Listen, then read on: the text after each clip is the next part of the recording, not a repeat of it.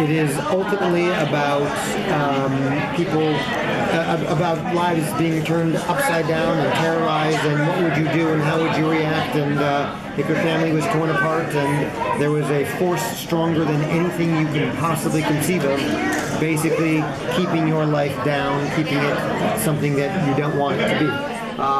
How do you make the right choices of, morally? Do you choose to save your family? Do you choose to comply with the occupying force? Are you part of the occupation? Are you part of the resistance? These things play out on a meta level, but it's all very human. And that, in a way, on a smaller level, we make these decisions. What's the right choice to make? Or how am I being good here? Or am I being bad? We make that every day. When you go to the grocery store. I play a bad guy, or at least we think he's a bad guy. I'm part of the occupation.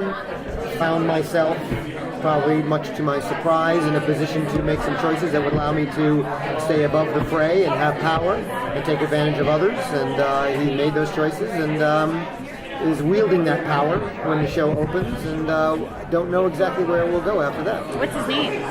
Well, his name is Alan Snyder. He is referred to as the proxy governor of the Los Angeles block. Heavy title then. It is a heavy title, but I think I wear that title well. And what attracted you to such a role? Well, as written, it looked like here's a bad guy, a tough guy. I wouldn't say typical, but sort of fastball down the middle.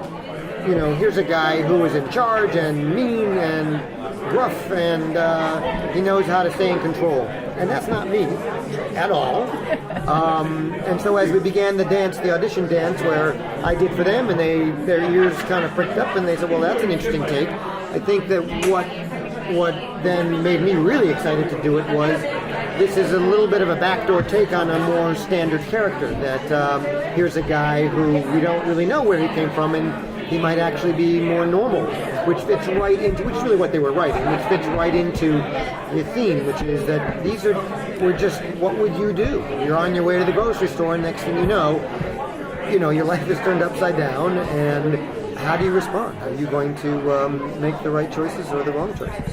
Well, what was the pitch that got you excited about the show? Carlton Cuse, in 2 words. You were sold in 2 words. Come on. He's awesome. His shows are great.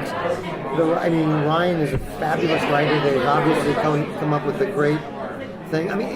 Sometimes when I've told people what it's about, and they go, well, is that sort of something we've seen?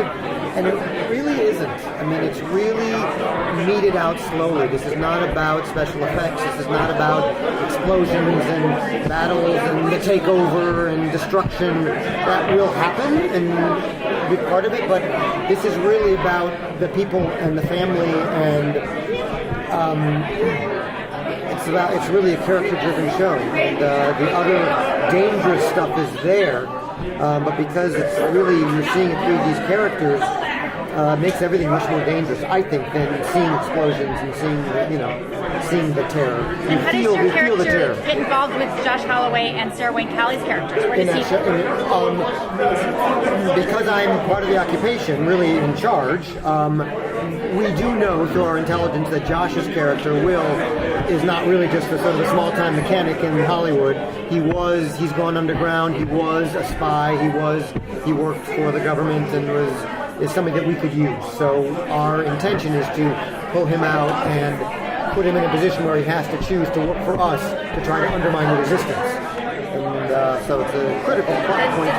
Did they give you any background on your character before the invasion, or did you have to come up with it all? No, just that we don't really, he's not some, obvious fastball down the middle bad guy, that he was, found himself in this position. And that's a great, juicy thing to jump into as an actor. So that was the main thing I did.